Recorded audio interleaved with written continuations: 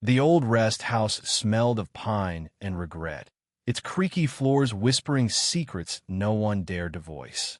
I stood frozen at the edge of the porch, my heart pounding as I watched two strangers step out of a dusty pickup truck, their hands brushing with a quiet intimacy that felt like a rebellion against the world. My dad, a man of steel and sermons, had invited a gay couple to our family's sacred retreat in the Adirondacks, and I knew this weekend would either break us or remake us. I'm Ethan, 22, a college dropout, still figuring out how to breathe in a small town where everyone's eyes judged you before you spoke. My dad, Pastor John Harper, was the pillar of Willow Creek, a man whose Bible-thumping sermons could silence a room. The rest house, tucked deep in the mountains, was his sanctuary, a place where he'd taught me to fish, to pray, and to believe the world was black and white. But today, that world felt like it was unraveling. The couple approached, their steps crunching on the gravel. The taller one, with sandy hair and a disarming smile, extended a hand. "I'm Caleb," he said, his voice warm like summer. "This is Noah." Noah, shorter, with sharp blue eyes and a quiet intensity, nodded. I shook their hands, my palms sweaty, unsure if I was greeting allies or intruders. Dad had called them friends from the city, but the way their shoulders leaned toward each other told a story he hadn't prepared me for. "Welcome," Dad said, stepping onto the porch, his voice steady but his eyes flickering with something unreadable. Mom, always the peacemaker, hovered behind him, her smile tight. My younger sister, Lily, 16 and all fire, watched from the doorway, her curiosity burning brighter than her usual defiance. The air was thick with unspoken questions, and I wondered if Dad's invitation was a test. Of them, of us, or of something bigger. Caleb and Noah carried their bags inside, their ease with each other a stark contrast to the tension coiling in my chest. I'd grown up hearing Dad preach about sin, about right and wrong, his voice booming from the pulpit like God himself was speaking. Homosexuality was a topic he skirted in public but condemned in private, his words sharp enough to cut. Yet here he was, opening his home to Caleb and Noah. Why? I wanted to ask, but the weight of his presence kept my mouth shut. Dinner was a battlefield of politeness. Mom served her famous pot roast, the kind that could soften even the hardest hearts, but the clink of forks felt louder than conversation. Caleb broke the silence, telling us about their life in Brooklyn, how they'd met at a community garden, how Noah's paintings were starting to sell, how Caleb's nonprofit helped queer youth find safe spaces. Their words were like brushstrokes, painting a life I'd never imagined, vibrant and unapologetic. Lily leaned forward, her eyes wide, asking questions Mom tried to steer away from. Dad listened, his face a mask, but I caught his fingers tightening around his glass. "John," Caleb said, turning to Dad, "thanks for having us. This place is incredible." His sincerity was disarming, and for a moment, I thought I saw Dad's shoulders soften. But then Noah added, "It's rare to feel so welcomed," and the air shifted. Dad's jaw tightened, and Mom's smile faltered. I wanted to disappear, but Lily, bless her, jumped in with a story about catching her first fish in the lake, diffusing the moment. That night, I couldn't sleep. The rest house creaked under the weight of its own history, and I lay awake, replaying Caleb and Noah's laughter, their hands brushing as they passed dishes. I'd never seen love like that. Open, unafraid, defiant in its quiet strength. It stirred something in me, something I'd buried deep under years of Dad's expectations and Willow Creek's small-town gaze. I'd always thought love was a battlefield, but watching them, it looked like a victory. The next morning, I found Noah by the lake, sketching the sunrise. His pencil moved with purpose, capturing the light in ways I'd never noticed. "You're up early," I said, sitting on a nearby rock. He smiled, not looking up. "Couldn't miss this. The way the light hits the water. It's like the world's whispering its secrets." I envied his ability to see beauty in the ordinary, to find meaning where I saw only routine. We talked for hours about art, about dreams, about the weight of expectations. Noah spoke of growing up in a town not unlike Willow Creek, where being himself meant hiding. Caleb changed that, he said, his voice soft. He showed me I didn't have to be afraid. I wanted to ask how. How do you stop being afraid when the world feels like it's watching, judging? But before I could, Dad's voice called us back to the house. The day unfolded like a tightrope walk, each moment teetering between harmony and collapse. Dad suggested a hike to the old lookout tower, a family tradition, and we all agreed, though the air crackled with unspoken tension. Caleb and Noah walked ahead, their hands occasionally brushing, while Lily peppered them with questions about city life. I trailed behind, watching Dad's broad shoulders, wondering what storm was brewing beneath his calm exterior. The trail wound through pines, the scent sharp and grounding. Caleb and Noah moved with an ease that made the forest feel like their home, pointing out birds and wildflowers I'd never noticed. "You've got a good eye," Caleb said to Lily, who beamed under the praise. Mom smiled, but her eyes kept darting to Dad, as if waiting for him to snap. He didn't. Not yet. At the tower, we climbed to the top, the view stretching across mountains and lakes, a canvas of green and blue. Noah pulled out his sketchbook, capturing the scene, while Caleb leaned against the railing, his arm around Noah's shoulders. It was subtle, natural, but I saw Dad's eyes narrow. "Beautiful, isn't it?" Caleb said, turning to him. Dad nodded, his voice gruff. "God's country." The words hung heavy, and I braced for a sermon, but Dad turned away, staring at the horizon. Lily, oblivious to the tension, started a game of I Spy, pulling everyone in. Even Dad joined, his laughter rare but genuine. For a moment, we were just people, not a pastor and his flock, not a family on the edge of fracture. But moments like that never last. Back at the rest house, Mom started prepping for a barbecue, and I helped Caleb and Noah set up tables by the lake. Their ease with each other was magnetic, their banter light, but laced with a depth I couldn't name. "How do you do it?" I asked, the question slipping out before I could stop it. Noah raised an eyebrow. "Do what?" "Be so open." "Here, with him." I nodded toward Dad, who was hauling firewood. Caleb's smile softened. "It's not about being fearless. It's about choosing who you fight for." His words hit like a punch, stirring that buried part of me again. I'd spent years fighting to be the son Dad wanted, but what if I was fighting the wrong battle? Dinner was louder, looser, the lake breeze carrying away some of the earlier tension. Lily convinced Noah to show us his sketches, and we crowded around, marveling at how he'd captured the soul of the landscape. Even Dad looked impressed, though he said nothing.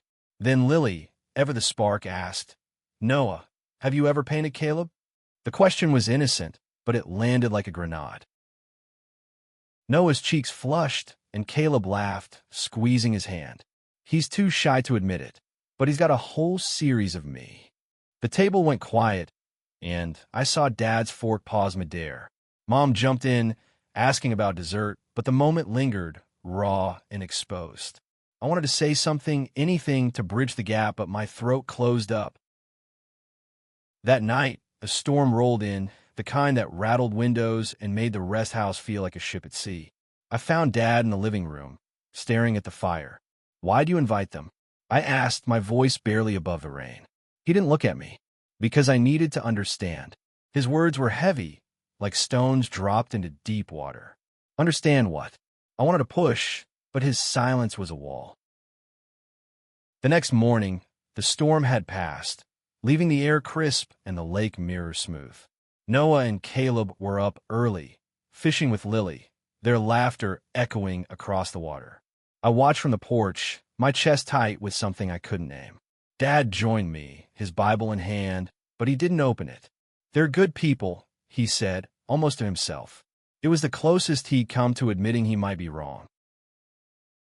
The third day felt like a turning point, the air charged with possibility and peril. Dad announced a canoe trip, his tone suggesting it was non-negotiable. We piled into 2 canoes, Caleb and Noah in one, me, Dad, and Lily in the other, with Mom staying back to rest. The lake was calm, but the silence between us was anything but. Caleb and Noah paddled with a rhythm that spoke of years together, their canoe gliding effortlessly. Our canoe, though, felt like a battleground.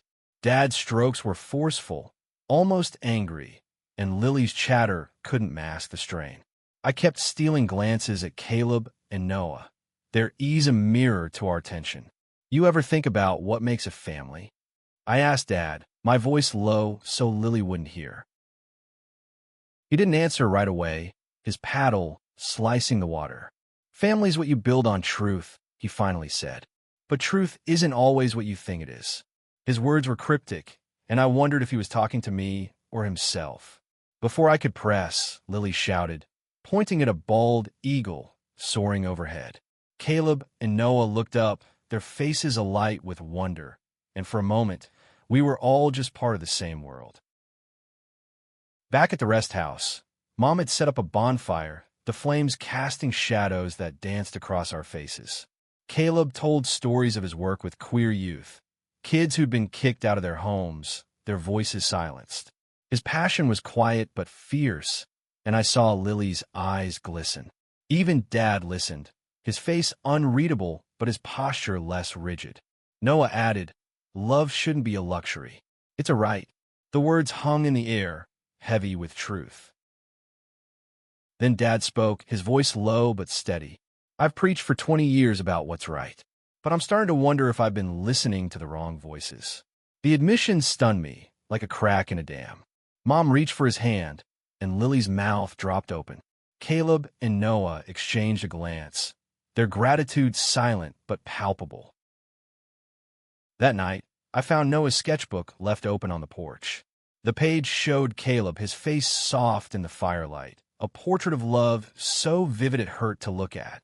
I flipped through more sketches of the lake, the tower, even one of me, my face caught in a moment of quiet longing. I didn't know he'd seen that in me. I didn't know I'd shown it. The next morning, tension flared again. Dad found the sketchbook, his fingers tracing the drawing of Caleb. This is powerful, he said, his voice thick. Noah, standing nearby, nodded. It's just truth. Dad handed it back, his eyes distant. I wanted to ask what he was thinking, but Lily burst in, announcing a plan to cook breakfast together. It was her way of keeping the peace, and we all leaned into it, grateful for the distraction. As we cooked, Caleb and Noah worked side by side, their movements a dance of familiarity. I caught Dad watching them, his face a mix of conflict and curiosity. You ever think about what you'd do if it was me? I asked, the words slipping out before I could stop them. Dad froze, his spatula hovering over the pan. Ethan, he started but didn't finish. The question hung between us, unanswered but alive. The fourth day dawned heavy, the weight of unspoken truths pressing down.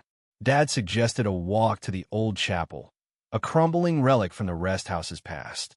We all went, the path lined with wildflowers Noah pointed out, his voice a quiet guide through the tension.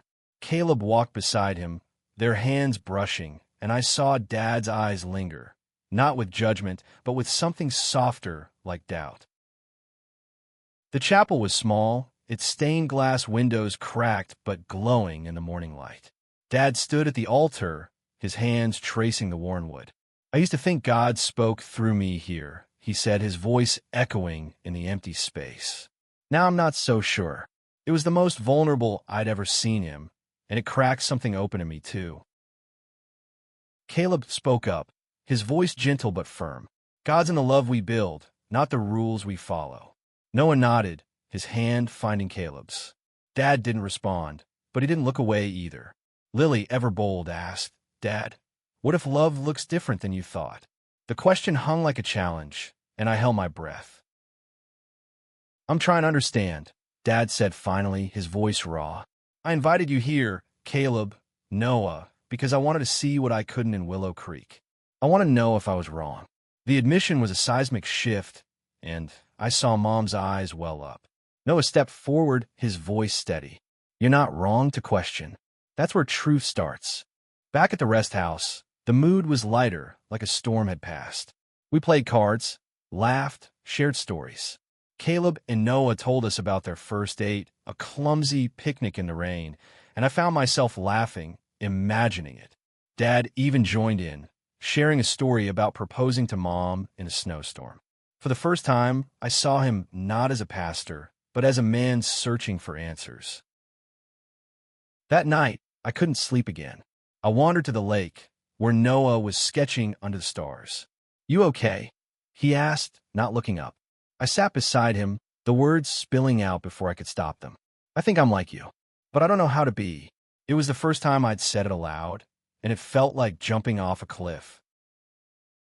Noah's pencil paused. "You don't have to know yet. Just don't hide from it."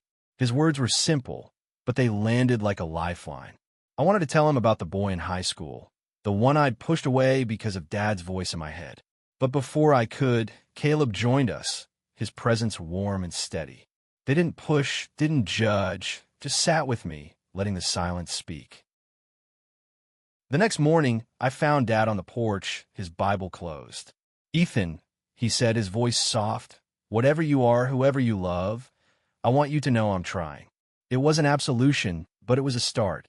I nodded, my throat tight, and for the first time, I felt like I could breathe. The final day was a reckoning, soft but undeniable.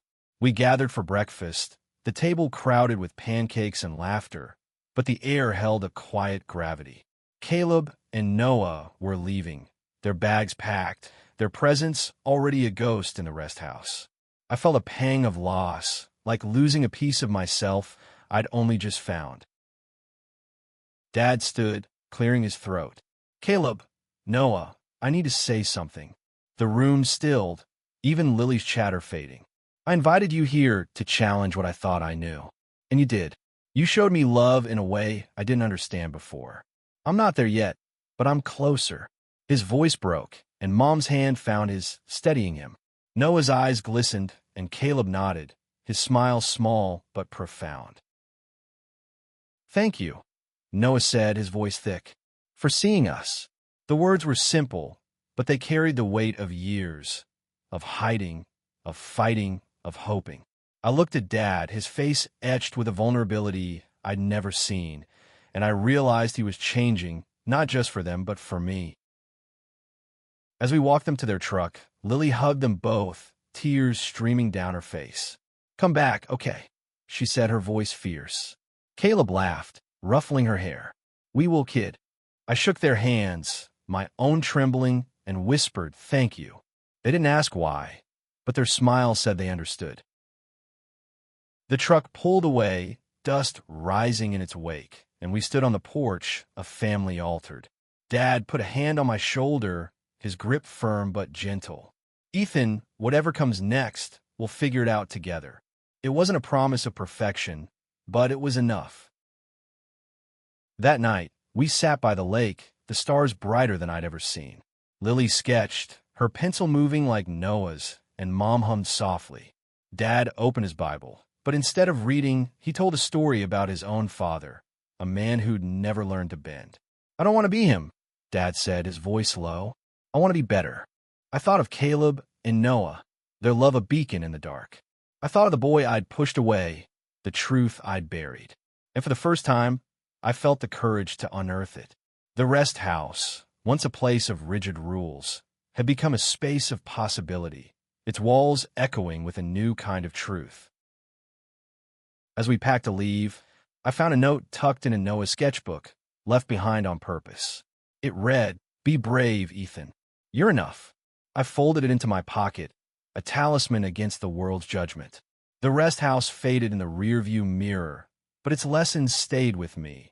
Love isn't a sin, it's a salvation, and sometimes it takes a stranger's courage to show you your own.